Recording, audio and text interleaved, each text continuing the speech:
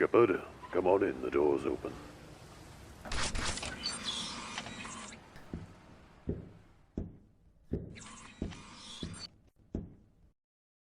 Anderson, you're doing well. Thanks, same to you. So what'd you call me in for? Sending me out on another mission? Not this time. You sure you couldn't just punch Udina in the face again? It wouldn't just be Udina this time.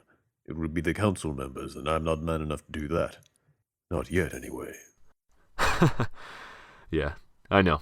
I was only kidding. I know you were. Anyway, sorry for the door being locked. It's just a precaution. Hey, after what happened on the docking bay, I don't blame you. Honestly, after returning and telling everything that happened with Cerberus, I thought you'd leave me to rot. No, of course not. Thanks for understanding, and thanks for coming. No, this is actually about something else. Something you may know about.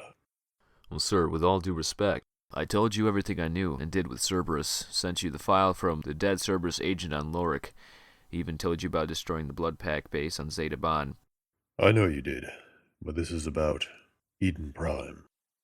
Has something else happened there? No, not exactly, but something did happen before you and former Spectre Nihilus Kirik landed on the planet. What do you mean something else happened? Yesterday, I got an email from an unknown sender. Apparently, he knows about a lot of the missions we went on together before I got put onto the sidelines, including the mission to Eden Prime. He even knows about the beacon. Well, sir, with all due respect, a lot of people know about Eden Prime. By now, it's common knowledge. Even the beacon is something everyone knows about. Yes, I know, but he claims he's had its visions just like you, and even came into contact with it. That's impossible. I was the only one who accessed the beacon. See for yourself. It's all in the email.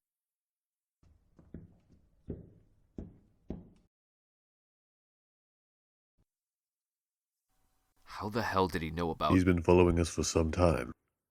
I don't know why, but one thing he did tell me in his email is he's coming. Coming for what? I don't know, but something tells me he's not looking for an autograph. He said it's my fault for what happened to him.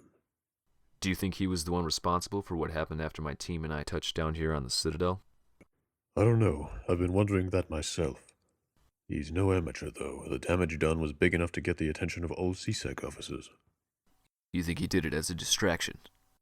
Maybe, but if so, what was his real target? A lot of people were injured because of him, including Ashley, Garrus, and Thane. I know how you feel, Shepard, and I want answers just as bad as you do, but we can't make any rash decisions, and besides, you can't do much right now anyway. I know.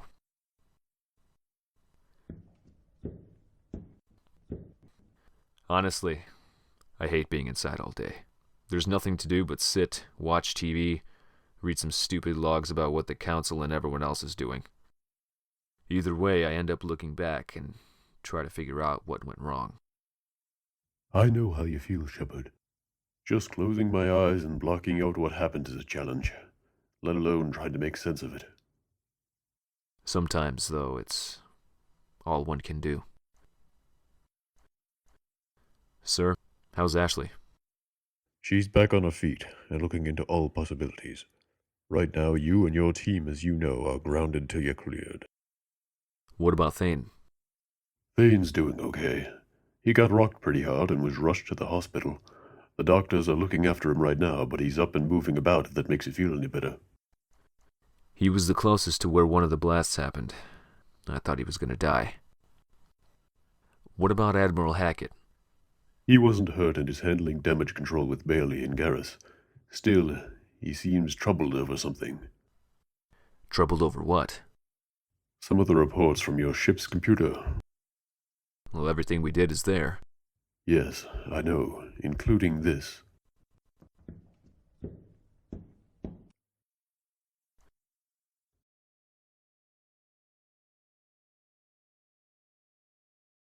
How did you know about Fehl Prime?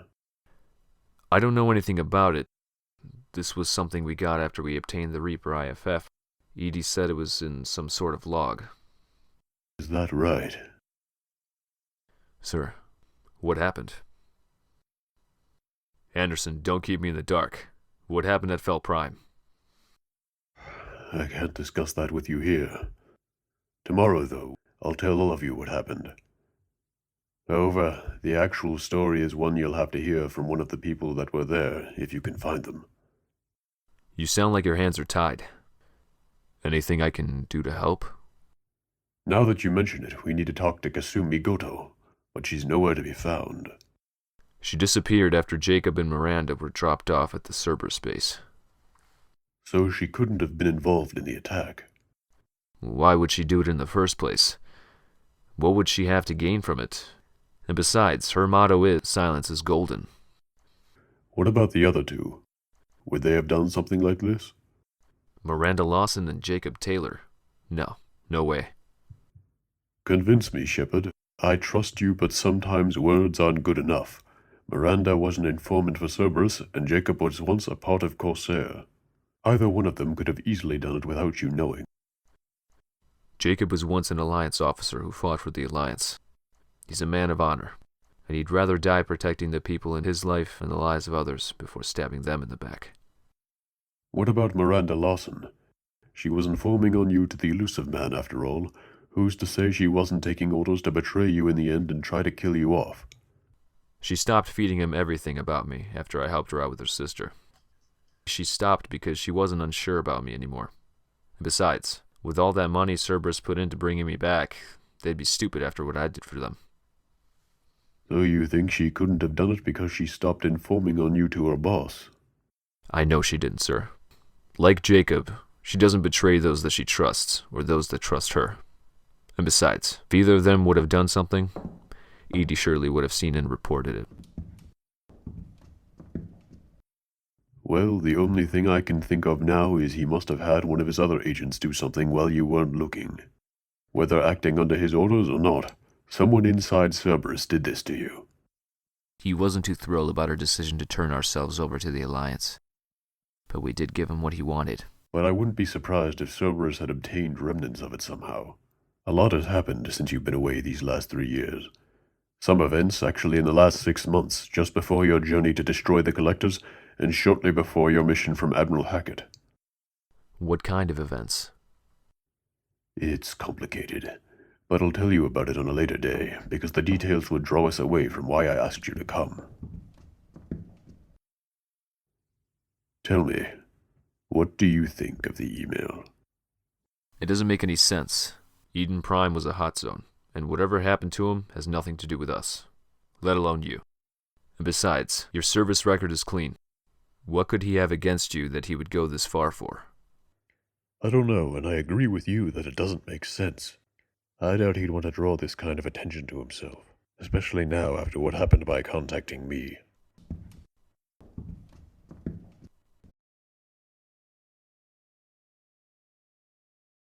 There is one story that's not on record.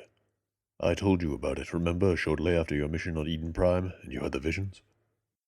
You mean where Saren betrayed you, and you got kicked out of being a Spectre candidate? Yeah. I think it's about time I told you what happened and how it all started.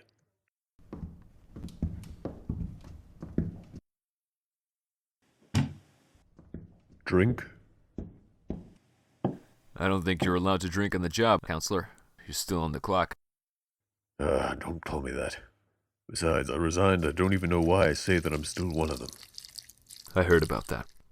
But still, to a lot of us, and even the Council themselves, they still see you as one of them. Maybe you're right. To be honest, though, I've always hated being called that. And besides, for this story, I'm going to need to knock a few back anyway. And you may have to soon as well, when you hear what Saren did. All right, you win. And for the sake of our story, how about I call you Captain? That's more like it.